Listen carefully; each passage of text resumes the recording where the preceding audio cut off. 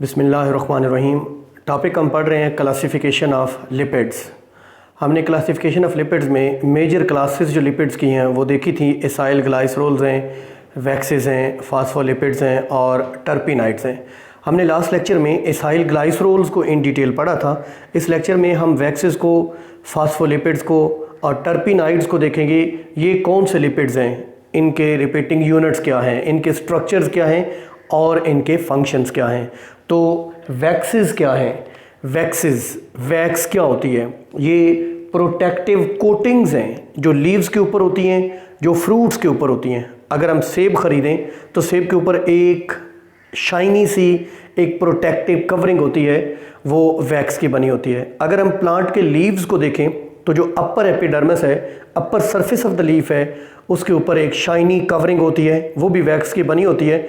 ये basically water evaporation को stop करती है, उन्हें शाइनी लुक देती है और ये इसके फंक्शंस हैं।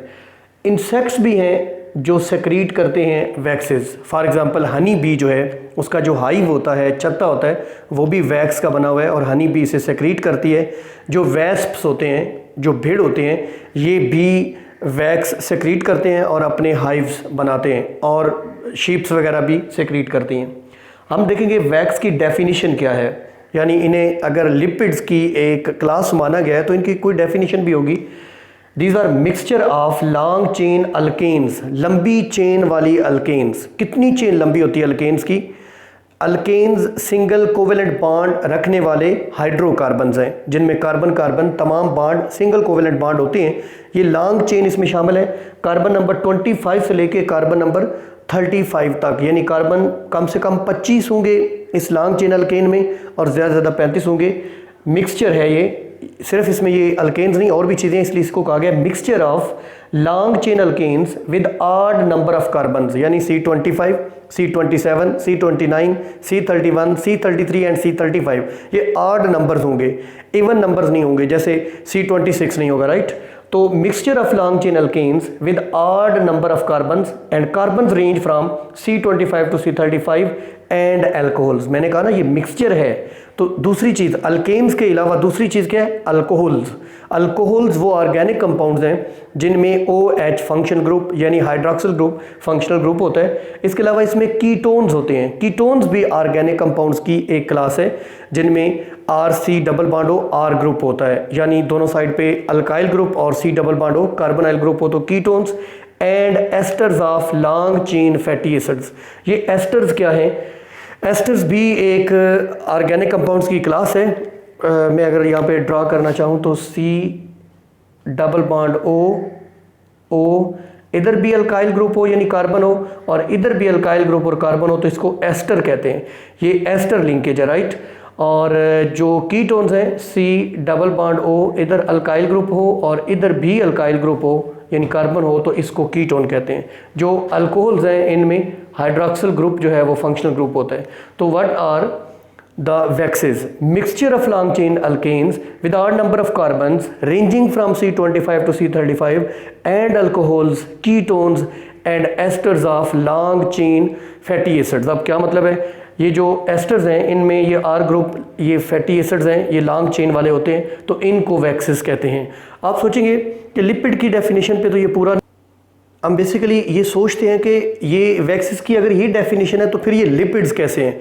आपको याद होगा हमने लिपिड्स के स्टार्ट में कहा था कि lipids are heterogeneous group of compounds. ये डिफरेंट किस्म के कंपाउंड्स हैं जिसमें एसाइल ग्लाइसरोल्स में और चीज़ें हैं, वैक्सेस में और तरह के हैं। इसी तरीके से आगे जो हम क्लासेस पढ़ेंगे तो ये वैक्सेस की डेफिनेशन। वैक्सेस के फंक्शंस क्या हैं?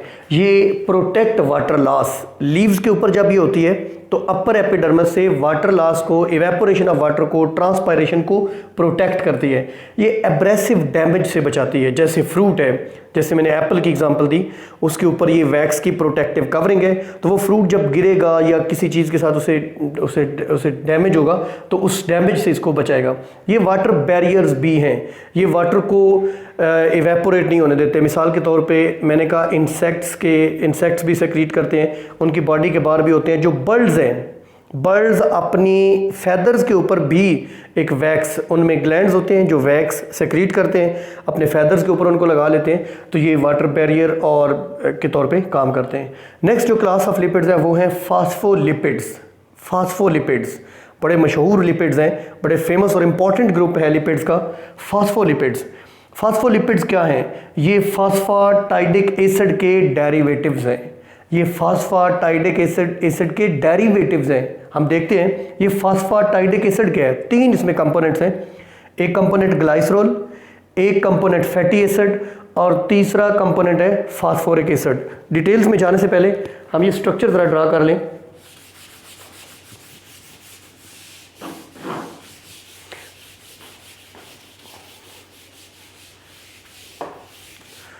हमने ग्लाइसरोल, एसाइल ग्लाइसरोल्स में देखा था कि एक होता है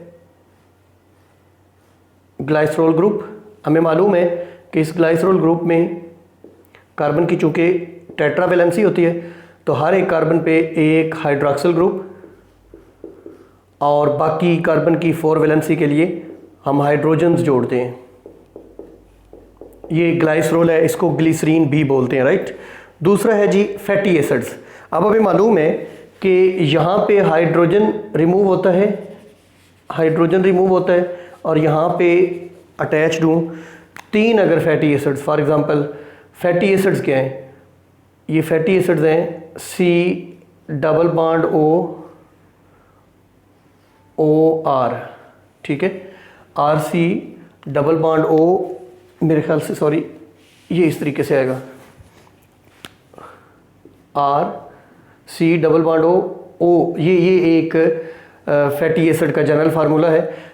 इधर से H और इधर से OH रिमूव हो जाते हैं, राइट। इसी तरीके से कार्बन, इसको मैं ना नंबरिंग दे लेता हूँ, carbon number 1, carbon number 2, carbon number 3। तो ये RC+OOC, ये एक फैटी एसिड कार्बन नंबर 1 पे जुड़ गया, एक फैटी एसिड कार्बन नंबर 2 पे। अगर कार्बन नंबर 3 पे भी फैटी एसिड जोड़ा जाए तो ये बनेगा ट्राईग्लिसराइड, ये बनेगा ट्राई एसाइल ग्लाइसरोल, जो कि पिछला टॉपिक था हमारा। ये जो फास्फोलिपिड्स हैं इनमें कार्बन नंबर 3 के ऊपर फास्फोरिक एसिड P+O, इधर भी OH, इधर भी OH और यहाँ पे भी OH। ये इधर H होता है जो कि हमने थोड़ी देर पहले रिमूव किया है। H और OH मिल के रिमूव हो जाएंगे तो ये डायरेक्टली इसके साथ अटैच हो जाएगा। H और OH रिमूव हो जाएंगे तो ये जो फास्फोर ये इसके साथ अटैच हो जाएगा।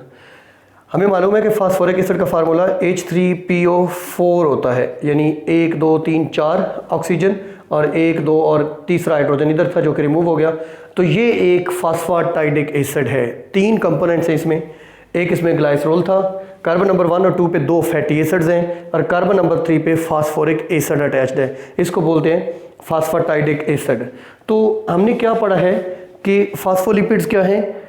फास्फोलिपिड्स क्या है? फास्फाटाइडिक एसिड के डेरिवेटिव्स हैं। अभी इसके भी डेरिवेटिव्स हैं। क्या मतलब? एक और कंपोनेंट भी इनमें होता है nitrogenous base, nitrogenous bases. For example nitrogen पर मुश्तमिल बेसिस जैसा कि कोलाइन, एथेनॉल एमाइन और सीरीन, ये 3 नाइट्रोजनस बेसिस हैं जो फास्फाटाइडिक एसिड के साथ अटैच होके बनाती हैं, क्या बनाती हैं? फास्फोलिपिड्स। हम कोलाइन का स्ट्रक्चर देखेंगे, ये अटैच कैसे होती है। फॉर एग्जांपल ये कोलिन है, CH3 CH2 नाइट्रोजन, और नाइट्रोजन के साथ हमारी बुक में यूँ लिखा हुआ है CH3 थ्राइस। हम इसको थोड़ा सा ओपन करके लिखेंगे, बल्कि मैं इसको ब्लू इंक के साथ लिखूंगा ताकि ज़्यादा आसानी रहे, इजी रहे। CH3 यानी एक H मैंने इधर लिख लिया, CH2 और N के साथ 3 मिथाइल ग्रुप CH3 CH3 और CH3। अब नाइट्रोजन की वैलेंसी तो होती है 3, यानी नाइट्रोजन 3 कोवेलेंट बॉन्ड बनाता है। तो नाइट्रोजन ने 1 2 3 कोवेलेंट बॉन्ड बनाया और एक बनाया कोऑर्डिनेट कोवेलेंट बॉन्ड, जिसकी वजह से इस नाइट्रोजन के ऊपर चार्ज कौन सा आ गया? पॉजिटिव। ये एक इनमें से चारों में से कोऑर्डिनेट कोवेलेंट बॉन्ड है, डेटिव बॉन्ड है और बाकी 3 जो है वो कोवेलेंट बॉन्ड्स हैं, राइट। ये H और ये H मिलके रिमूव हो जाएंगे और ये इसके साथ डायरेक्टली अटैच हो जाएगा।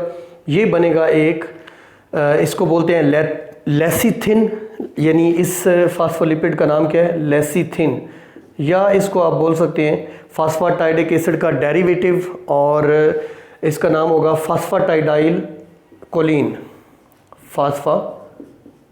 ये फास्फोरिक एसिड से टाइडाइल कोलिन, तो इसका कंप्लीट नेम ये होगा, और इसी को लेसिथिन भी बोलते हैं। अब एक बड़ी इंपॉर्टेंट बात, इनका ये जो कार्बन नंबर 3 वाला फास्फेट ग्रुप जुड़ा हुआ है ना, फास्फेट ग्रुप पे माइनस चार्ज होता है, ये पोलर है। ये वाला जो मैंने शो किया ये हेड कहलाता है, ये पोलर है, और ये फास्फोरिक ग्रुप कंटेन करता है। 3 बातें मैंने बता दी हैं, ये हेड कहलाता है, ये पोलर है, ये पोलर सॉल्वेंट्स के अंदर डिज़ोल्व होता है, वाटर के साथ अटैच हो जाता है, और इसमें फास्फेट ग्रुप होता है। ये जो दूसरा हिस्सा है, ये जो नीचे शो किया गया, इसको बोलते हैं टेल, यानी इससे ऊपर वाला हिस्सा। अब टेल में क्या है? टेल में फैटी एसिड्स हैं, ये वाले नंबर 1 और नंबर 2 फैटी एसिड्स हैं, और फैटी एसिड्स नॉन पोलर होते हैं। तो this is the polar region which is called as head, this is the non polar, और इसको बोलते हैं टेल। ठीक है, ये हाइड्रोफिलिक होता है, जाहिर है वाटर लविंग होता है, पोलर है चूंकि, तो ये क्या होगा? Hydrophilic. Hydro mean water, philic loving, और आई थिंक सिंगल एल आता है, हाइड्रोफिलिक। और ये वाला जो है नॉन पोलर है, तो ये होता है हाइड्रोफोबिक। अच्छा, तो ये एक लेसिथिन है या एक स्ट्रक्चर। आपको याद होगा कि ये जो फास्फोलिपिड्स हैं ये फंक्शन क्या करते हैं, इनके डिफरेंट फंक्शंस हैं, जैसे सेल सिग्नलिंग में इनका रोल है, और ये लिपिड कंट्रोल्ड चैनल्स जो होते हैं उनको कंट्रोल करते हैं।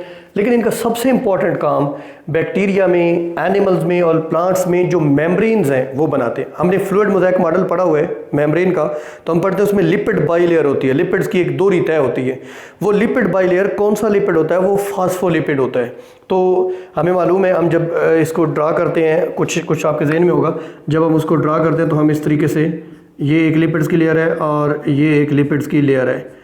ये जो पोलर हेड है ये आउटर साइड पे होता है, सेल के इनसाइड या सेल के आउटसाइड, और ये जो टेल है ये लिपिड बाइलेयर के अंदर वाली साइड पर होता है। तो ये फास्फोबाइलिपिड जो है, फास्फोलिपिड्स की जो बाइलेयर है, ये प्लाज्मा मेम्ब्रेन को फ्लूइडिटी प्रोवाइड करती है, यानी फ्लूइड्स सी सिचुएशन और उसकी सेलेक्टिवली परमिएबिलिटी को कंट्रोल करती है। ये तो थे फास्फोलिपिड्स। अब लास्ट पे एक और भी छोटा सा टॉपिक है, जिसको जो कि लिपिड्स की आखिरी क्लास है, जिनको टर्पिनाइड्स कहते हैं। टर्पिनाइड्स,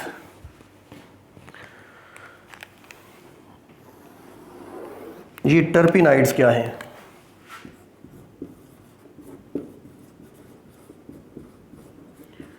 ये भी लिपिड्स का ही एक ग्रुप है, ये लार्ज ग्रुप है, इंपॉर्टेंट ग्रुप है, और ये बेसिकली आइसोप्रीनाइड यूनिट्स का पॉलीमर होते हैं। आइसोप्रीनाइड यूनिट्स के पॉलीमर होते हैं। आइसोप्रीनाइड यूनिट्स के पॉलीमर्स टर्पिनाइड्स कहलाते हैं। ये 5 कार्बन और 8 हाइड्रोजन पर मुश्तमिल C5H8 पर मुश्तमिल एक केमिकल सब्सटेंस है, जिसको आइसोप्रीनाइड यूनिट कहते हैं।